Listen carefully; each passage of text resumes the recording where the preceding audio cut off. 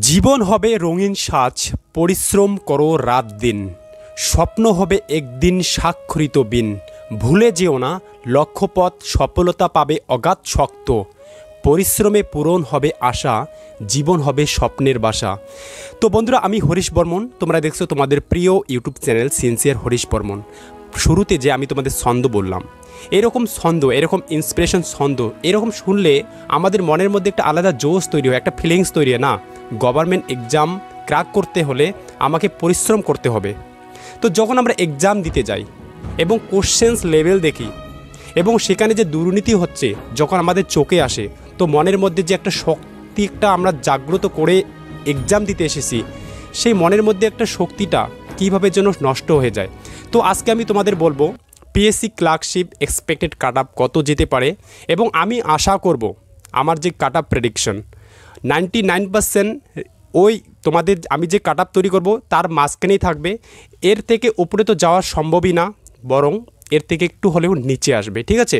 আর তোমরা জানো, আমি তোমাদের বলে দিচ্ছি, যেহেতু তোমাদের কোশ্চেন্স বুকলেট দেয়নি, ঠিক আছে, যেহেতু তোমাদের কোশ্চেন্স দেয়নি, তো হাতে যেহেতু দেয়নি, তোমাদের মধ্যে অনেকেই হয়তো কাউন্ট করতে অথবা তোমাদের মনের মধ্যে একটা প্রেডিকশনস তৈরি করতে অসুবিধা হবে। আমি যদি তোমাদের বলি, আমার কথার অর্থ এটাই যে সবাই যখন এক্সাম দিয়ে বাড়িতে আসে তো কাউন্ট করে যে আমি কত মার্কস আমি পাবো, একটা আশা থেকে যায়, ঠিক আছে। যেহেতু তোমাদের বুকলেট দেয়নি, কোশ্চেন্স বুকলেট দেয়নি, ঠিক আছে, একটা নির্দেশিকা জারি করেছে, সেখান থেকে অনেকেই হয়তো এটা আন্দাজ করতে পারছে 100-এর মধ্যে, যদি 100-এর মধ্যে 70% তো আশপাশ, মানে 70% আশপাশ, আমি এটা মার্কস বলছি না, এটা একটা প্রেডিক্ট তৈরি করতে পারছে যে আমার এতটা থাকবে।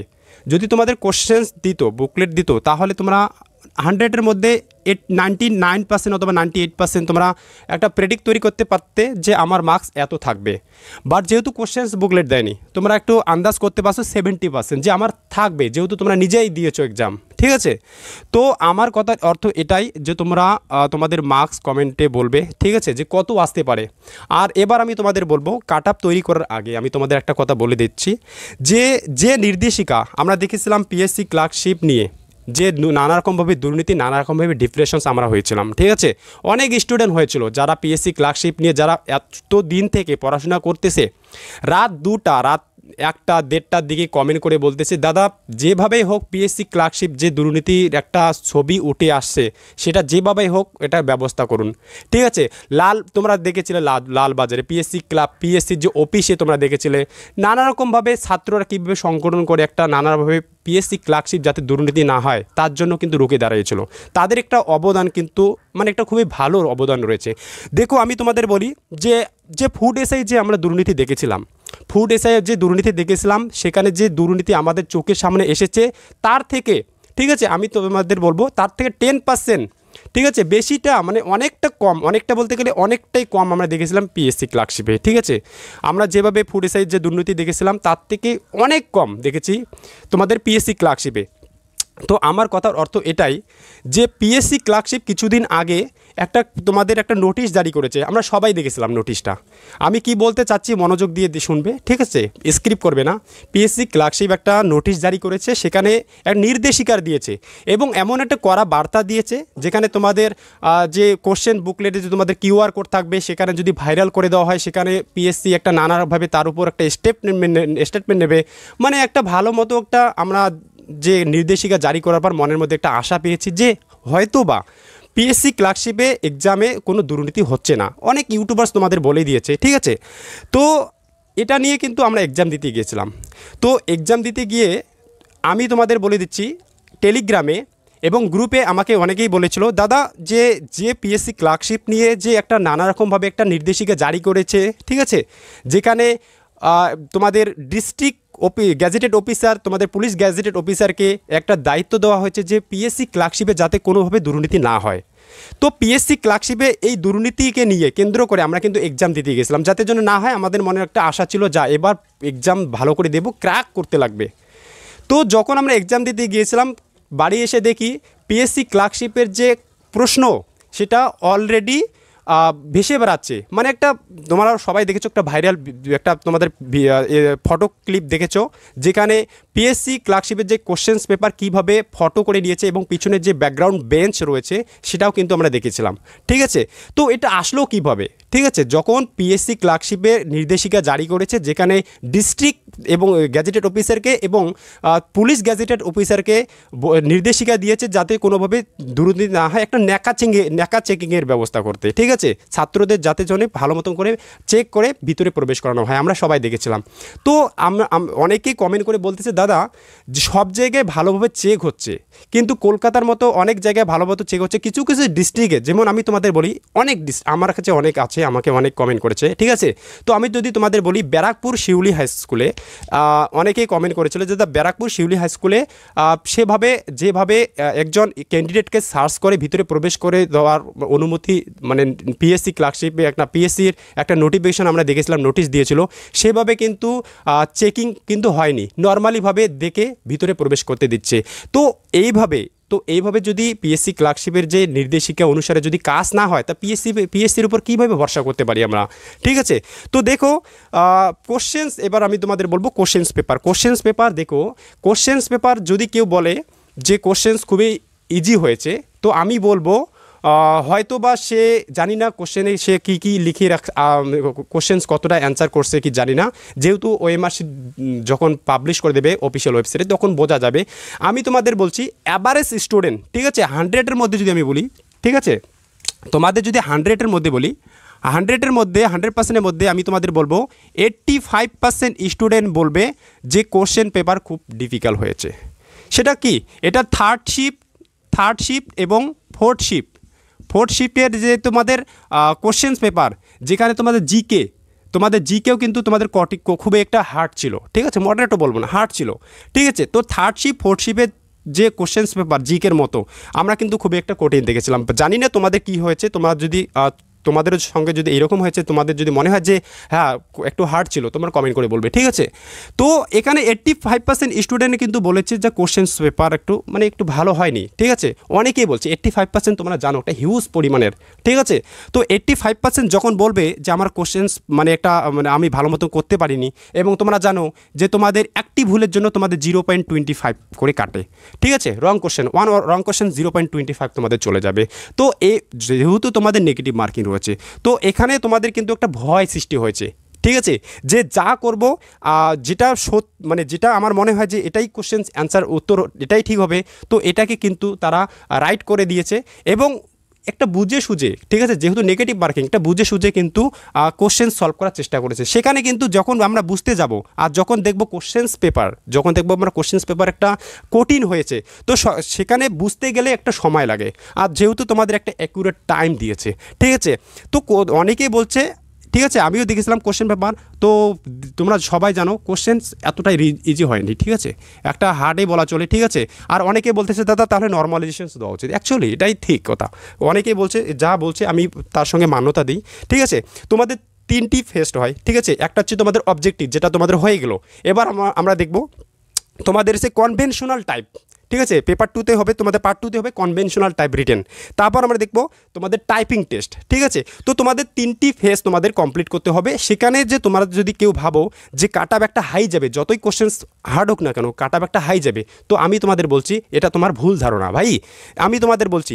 তো 2019 কাট অফ শুরু করার আগে আমি তোমাদের বলে দিচ্ছি, ঠিক আছে। তোমরা কমেন্ট করে বলবে যে তোমাদের যে এক্সাম সেন্টারে তোমরা যখন এক্সাম দিতে গিয়েছিলে, সেখানে তোমাদের এক্সাম সেন্টারে কীভাবে চেকিং হয়েছিল, ঠিক আছে। তো কার উপর ভরসা করবো, পিএসসি ক্লার্কশিপ এত সুন্দর একটা জব, একটা এক্সাম, যেখানে নির্দেশিকা জারি করে দিয়েছে, একটা ভয়ঙ্কর নির্দেশিকা জারি করে দিয়েছে যে কোশ্চেন্স বুকলেট যে ভাইরাল করে দেবে, তার উপর একটা কড়া পদক্ষেপ নেওয়া হবে, কড়া স্টেটমেন্ট নেওয়া হবে। তো সেখানে যদি এইরকম হয় তো আর কি আশা করা যাবে। তো আমি তোমাদের বলছি 2019-এ যে তোমাদের কাট অফ ছিল, ঠিক আছে, 2019-এ তোমাদের কাট অফ ছিল, আমি তোমাদের বলে দিচ্ছি। আর প্রথমত আমি তোমাদের বলে দিয়েছিলাম যে আমার এই কাট অফ 99% রিকমেন্ড করবে ফাইনাল কাট অফকে, ঠিক আছে, এর মধ্যে থাকবে। তোমাদের যদি প্রেডিকশনস আলাদা হয় সেটা তোমরা কমেন্ট করে বলতে পারো, ঠিক আছে। ইউআরএ তোমাদের কাট অফ, তোমাদের ইউআরএ ছিল, দেখো তোমাদের ইউআরএ ছিল তোমাদের 65, ঠিক আছে, ইউআরএ ছিল 65। ওবিসিতে ছিল তোমাদের 43, ঠিক আছে, ওবিসিতে ছিল 43, এটা তোমাদের 2019, এটা ছিল তোমাদের 2019-এ, ঠিক আছে। আমি 2019-এর কথা কেন বলছি, দেখো 2019-এ তোমাদের কোশ্চেন পেপার কেমন ছিল সেটা তোমরা জানোই, ঠিক আছে। 2024-এর সঙ্গে 2019-এর কি কম্পেয়ার আমি তোমাদের বলে দিচ্ছি। দেখো ওবিসিতে ছিল 43, ঠিক আছে। ওবিসি বিতে ছিল, এটা হচ্ছে ওবিসি এ, ওবিসি বিতে ছিল তোমাদের 56.33 এবং বলবো এসসিতে ছিল তোমাদের 48.67, এসটিতে ছিল তোমাদের 29.67, ঠিক আছে। এটা ছিল তোমাদের 2019-এ, ঠিক আছে। এটা ছিল তোমাদের 2019-এ, মানে তেমন একটা হিউজ পরিমাণের। এবারে আমরা দেখেছিলাম যে যতই ক্যান্ডিডেট কত অ্যাপ্লাই করেছিল 2024-এ পিএসসি ক্লার্কশিপে ক্যান্ডিডেট কতগুলো অ্যাপ্লাই করেছিল আমি যদি তোমাদের বলি, অ্যাপ্রক্স আমি তোমাদের যদি বলি পিএসসি ক্লার্কশিপ 2024-এ অ্যাপ্লাইং ক্যান্ডিডেট ছিল 7 লাখ প্লাস ছিল, ঠিক আছে। মানে 7 লাখ প্লাস ছিল। তো 7 লাখ প্লাস ছিল তোমাদের 2024-এ অ্যাপ্লাইং ক্যান্ডিডেট, ঠিক আছে। তো এখান থেকে তোমাদের এক্সাম দিতে এসেছে ধরে না 4 লাখ প্লাস, ঠিক আছে। তোমরা জানোই 4 লাখ প্লাস, এখান থেকে অ্যাবসেন্ট ক্যান্ডিডেট অনেকেই আসে, অনেকে হয়তো অলরেডি অন্য জায়গায় চলে গেছে, জব পেয়ে গেছে। তো এখানে দেখো আমি তোমাদের বলে দিচ্ছি 4 লাখ প্লাস গিয়েছে, ঠিক আছে। 4 লাখ প্লাস এক্সাম দিয়েছে। তো পিএসসি ক্লার্কশিপ পার্ট 1-এ তোমাদের কতগুলো ক্যান্ডিডেটকে ডাকবে, কলিং ক্যান্ডিডেট কতগুলো ডাকবে, পাস কতগুলো করাবে আমরা জানি 10। আমরা জানি পিএসসিতে তোমাদের কতগুলো 10 গুণ ডাকে, পিএসসিতে তোমাদের 10 গুণ ডাকে, ঠিক আছে। 10 গুণের মতো ডাকে। তো 10 গুণ তো আর ডাকবে না, কোনো ক্যাটাগরিতে তোমাদের কম ডাকবে, কোনো ক্যাটাগরিতে বেশি ডাকবে। তো আমি তোমাদের যদি অ্যাপ্রক্স বলে দিই, তোমাদের টোটাল তোমাদের পোস্ট যদি থাকে তোমাদের 7,000, ঠিক আছে। 7,000 যদি তোমাদের পোস্ট থাকে সেখানে 10 গুণ 7,000 70, ঠিক আছে। আর এবং তোমাদের যেহেতু 70 ডাকবে না, আমি তোমাদের যদি অ্যাপ্রক্স বলে দিই 65,000 এর আশপাশ ডাকবে, 65,000 মানে এইরকম ডাকবে আর কি, ঠিক আছে। 65,000 প্লাস। তো এখানে দেখতে পাচ্ছ একটা হিউজ পরিমাণে 65,000 প্লাস একটা হিউজ পরিমাণের আসে, ঠিক আছে। তো সেখানেও কিন্তু কাট আপ নিয়ে মানে তোমাদের আমি 7 লাখ প্লাস মানে অ্যাপ্লাইং ক্যান্ডিডেট, সেখানে যদি 4 লাখ যদি তোমাদের এক্সাম দিতে যায়, সেখানে যদি তোমাদের 70,000, এটাও কিন্তু একটা হিউজ পরিমাণের। আর আমি তোমাদের বলছি আমি তোমাদের 7 লাখ যেহেতু অ্যাপ্লাইং এবং 4 লাখ যেহেতু তোমাদের কলিং ক্যান্ডিডেট মানে পাস মানে, ঠিক আছে, তোমাদের এক্সাম ক্যান্ডিডেট, ঠিক আছে। তো সেখানে কিন্তু কাট আপের মধ্যে একটা প্রেডিক্ট তৈরি হয়, ঠিক আছে। তো কাট আপ তোমাদের বেশি যাবে না, আমি তোমাদের যদি বলে দিই এবার আমি তোমাদের বলবো কাট আপ কত যাবে। কাট আপ নিয়ে অনেকে দুশ্চিন্তা রয়েছে, আমাকে দাদা সকালবেলায় কমেন্ট করে বলছে দাদা কাট আপ নিয়ে একটা ভিডিও তৈরি করো। তো আমি তোমাদের বলবো কাট আপ নিয়ে, ঠিক আছে। আর কাট আপ জানি না অন্য ইউটিউবার্স তোমাদের নানাভাবে কাট আপ তৈরি করে দিয়েছে, বাট আমার যে কাট আপ তোমরা কতটা এগ্রি, ঠিক আছে, তোমরা অবশ্যই কমেন্ট করে বলবে কিন্তু, ঠিক আছে। তো কাট আপ দেখো তোমাদের ইউআর ক্যাটাগরিতে, ঠিক আছে। ও ইডব্লিউএসটা লিখি না, আমি 2019-এ ইডব্লিউএস লিখিনি, বলে দিচ্ছি তোমাদের। তোমাদের ইউআর ক্যাটাগরিতে, ঠিক আছে, ইউআর ক্যাটাগরিতে তোমাদের ইউআর ক্যাটাগরিতে 2024, ঠিক আছে, 2024 তোমাদের ইউআর ক্যাটাগরিতে আমি যদি তোমাদের বলি 54 থেকে 58 এর মধ্যেই থাকবে, ঠিক আছে, এর মধ্যে থাকবে। এটা আমি তোমাদের যদি বলি এটা 99% প্রেডিকশনস তৈরি করে আমি তোমাদের অলরেডি গ্রুপে দিয়েছি। সেখান থেকেই অনেকেই বলে দিয়েছে দাদা এটাই হবে 100%, অনেকেই বলেছে, ভোট দিয়েছে। তো ঠিক আছে, আর তোমাদের নানা রকমভাবে সবারই মতামত আলাদা হয়, তোমরা জানো। তো ইউআরএ 54 থেকে 58 এর মধ্যে থাকবে। ওবিসি এ, ঠিক আছে, ওবিসি এতে তোমাদের থাকবে কত, ওবিসি এতে যদি আমি তোমাদের বলি সেখানে তোমাদের 39 থেকে 41 এর মধ্যে থাকবে, ঠিক আছে, ওবিসি এতে। এবার যদি আমি বলি তোমাদের ওবিসি বিতে তোমাদের থাকবে 51 থেকে 54 এর মধ্যে থাকবে, ঠিক আছে। এবার আমি তোমাদের বলবো SC category, schedule caste, SC ক্যাটাগরিতে যদি আমি তোমাদের বলি তোমাদের এইদিকে 42 থেকে 44 এর মধ্যেই থাকবে। এবার আমি তোমাদের বলবো এসটি ক্যাটাগরি যদি বলি, এসটি ক্যাটাগরিতে তোমাদের 26 থেকে 28, ঠিক আছে। ইডব্লিউএস ক্যাটাগরি যদি আমি বলি, ইডব্লিউএস ক্যাটাগরিতে তোমাদের 38 থেকে 42 এর মধ্যে থাকবে, ঠিক আছে। তো তেমন একটা আমরা কিন্তু বেশি কিন্তু যারা অনেকেই হয়তো ভাবছে যে কাট আপ অনেকটা হাই যাবে, কারণ কাট আপ একটু 60-র উপরে যাবে ইউআরে, তো আমি তোমাদের বলে দিচ্ছি ইউআরে কোনোদিনও 60-র উপরে যাবে না, এটা কিন্তু নিশ্চিতভাবে থাকবে।